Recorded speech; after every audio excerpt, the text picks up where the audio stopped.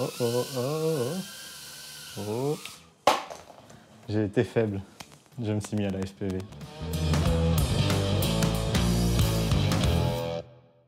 Pour ceux qui l'ignorent encore, on parle de drone FPV, First Person View, pour les vols de drones en immersion avec un casque de VR sur la tête. Et le fait que je m'y mette, c'était un petit peu une obligation.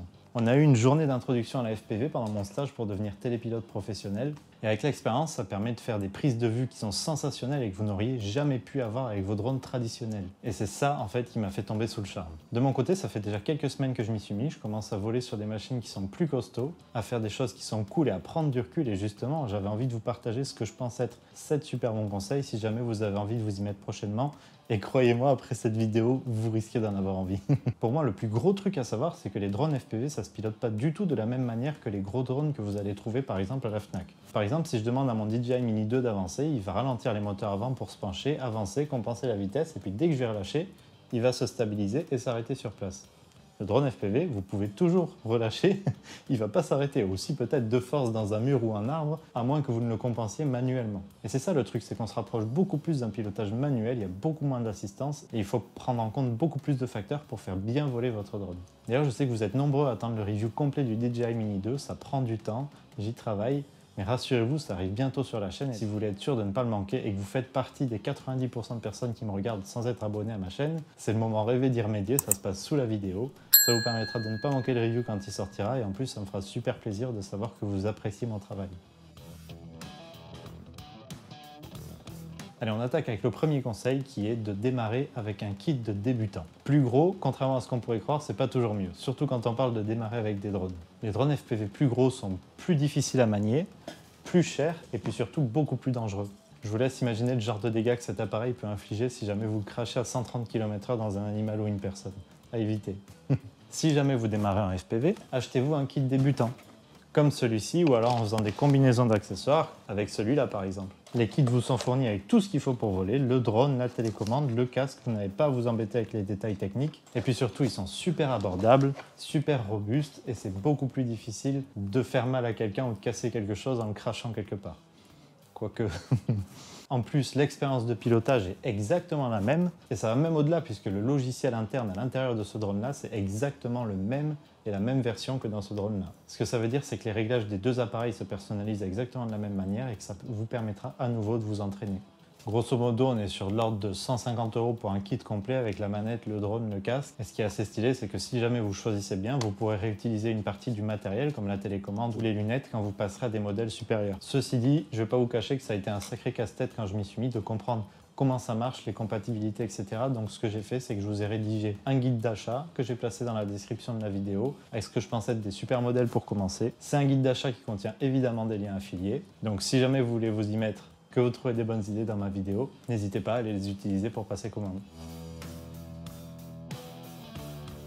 En parlant de simulateurs, c'est un excellent moyen de débuter. Les simulateurs, ils coûtent entre 5 et 20 € selon ce que vous choisissez et ils vous permettent de voler sur n'importe quel drone FPV avec une vraie manette de FPV et comme ça vous permet vraiment de vous familiariser avec la manière dont se comportent des machines beaucoup plus puissantes que les drones d'entraînement. Comme c'est virtuel, vous pourrez vous entraîner, crasher vos drones autant que vous en avez envie, ça vous coûtera rien et ça vous permettra de mieux comprendre comment les machines fonctionnent et d'adopter les bons réflexes dans chaque situation. Si jamais vous avez bien suivi mon conseil numéro 1, vous disposez déjà d'une manette qui est compatible avec les simulateurs. Cette manette-là, vous pouvez la connecter en micro USB à votre ordinateur et puis vous entraîner sur Liftoff ou Drone Racing League. Et si d'ailleurs vous n'avez pas encore l'argent pour un kit de débutant, vous pouvez n'acheter que la manette et commencer à vous entraîner sur ordi en attendant d'avoir les sous pour le reste. Et d'ailleurs, si vous n'avez pas le budget même pour une manette, vous pouvez démarrer avec vos manettes de console sur simulateur. Le problème, c'est qu'il y a quand même une grosse différence, et elle est d'ailleurs aussi valable entre les Mavic et le FPV, c'est que la manette de console ou la manette de Mavic, si je relâche le joystick, il va se remettre en position centrale pour que le drone s'équilibre. En revanche, une vraie manette de FPV, celle que vous allez utiliser sur le terrain, la manette des gaz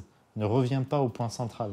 Tout en bas, les moteurs ne tournent pas, tout en haut, les moteurs tournent à fond. La manette de console, c'est donc une solution de repli, mais je vous conseille de ne pas trop prendre de mauvaises habitudes dessus et de vite vous diriger vers une manette plus adaptée. Entraînez-vous sur simulateur et ne faites pas décoller des machines puissantes avant d'être capable de voler sur simulateur sans vous cracher. Ça va prendre des heures, voire des dizaines d'heures, mais pensez à toute la confiance et la sécurité que ça va vous apporter une fois que vous serez sur le terrain. De mon côté de mémoire, j'ai volé une dizaine d'heures sur simulateur avant de faire décoller ce petit drone-là en extérieur et à peu près 25 heures avant de faire décoller celui-là. Et d'ailleurs, je ne m'arrête pas, c'est-à-dire que dès que j'ai un nouveau mouvement sur lequel j'ai envie de m'entraîner, je vais d'abord aller le maîtriser sur simulateur avant d'aller l'exécuter en vrai.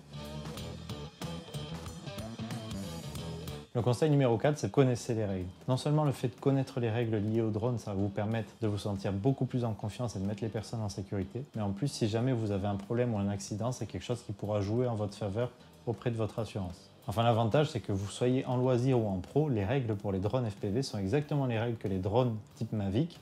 La seule différence, c'est que vous devez en théorie être accompagné d'une personne qui va garder le drone à vue en permanence et être capable de reprendre la main à tout moment si jamais un danger imminent se présente. Et c'est important parce que, en théorie, encore une fois, c'est cette personne qui vous accompagne qui va être juridiquement responsable en cas d'accident puisque c'est elle qui est en charge d'assurer la sécurité du vol. Vous remarquez que je mets aucune nuance dans mon discours, j'ai mon opinion sur certaines de ces règles, mais je pense que ça fait partie de mon devoir de vous les présenter de la manière la plus claire et la plus neutre qui soit pour que vous en ayez connaissance et que vous en fassiez ce que vous voulez.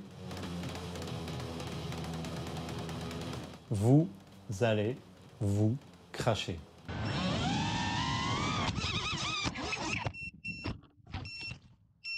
N'essayez pas d'y couper, ça arrive à tout le monde. Même les pilotes de FPV professionnels se crachent régulièrement et sortent rarement de chez eux avec un seul drone ou 100 pièces de rechange. Vous aurez peut-être plus de chance, mais j'en doute, très honnêtement. Et dans le fond, c'est pas grave parce que ces drones, ils sont ultra faciles à réparer. Chaque composant est remplaçable et pas cher. Ce qu'il vous faut faire, c'est apprendre à accepter l'éventualité d'un crash. Et puis surtout, dès que ça arrive, à apprendre de ce qui s'est passé pour vous améliorer et éviter que ça ne se reproduise. Et je le vois, j'avais moi-même au début le réflexe de vouloir à tout prix éviter le crash et on se met vite dans des situations qui sont inutilement dangereuses. Privilégiez la sécurité des personnes et du matériel à l'intégrité physique de votre appareil. Ça vous aidera à vous améliorer, à mieux le maîtriser et puis ça vous apprendra aussi par la même occasion comment le réparer et le maintenir en bon état. On l'a vu, vous allez vous planter. Celui-là, j'ai mis 15 minutes à le faire tomber dans une gamelle pleine d'eau et à cramer un composant.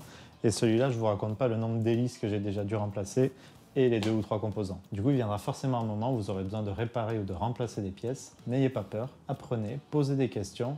Rendez-vous sur les groupes de la communauté FPV et en plus vous découvrirez une communauté qui est vraiment formidable au niveau de l'entraide et vous verrez c'est un vrai régal de partager sur ces groupes-là. Et en plus, le jour où vous déciderez à assembler votre propre drone en kit, c'est des compétences qui vont grave vous servir puisque vous saurez déjà un petit peu comment ça marche et comment ça s'assemble. Et d'ailleurs, je vous l'annonce, la prochaine vidéo que je poste sur la FPV, on va assembler ensemble un drone en kit que j'ai commandé et j'ai trop hâte de voir si ça va être facile ou pas. I'm Joshua Bardwell and you're going to learn something today. Je sais pas ce que vous en pensez, mais moi j'ai l'impression que c'est un petit peu un drôle de conseil de la part d'un créateur de contenu de vous conseiller d'aller vous abonner à la page d'un autre youtubeur. Et pourtant, Joshua Bardwell, c'est une encyclopédie vivante au sujet de la FPV. C'est pas le meilleur des pilotes, mais il n'en a pas non plus la prétention. Par contre, la moindre question que vous vous posez au sujet des drones FPV, il y a déjà répondu dans une vidéo. Il a déjà posté 2000 vidéos sur sa chaîne, c'est incroyable. Ça veut dire que si je m'y mettais aujourd'hui et que je postais une vidéo tous les 3 jours dédiée à la FPV, il me faudrait à peu près 2 ans pour couvrir seulement 10% du contenu qu'il a déjà couvert. On va éviter, allez plutôt vous abonner à sa chaîne. Comment configurer votre drone, comment configurer votre manette, comment réparer un moteur ou changer un composant, tout y est. Et vous verrez qu'un jour, c'est vous qui me remercierez de vous avoir fait découvrir sa chaîne.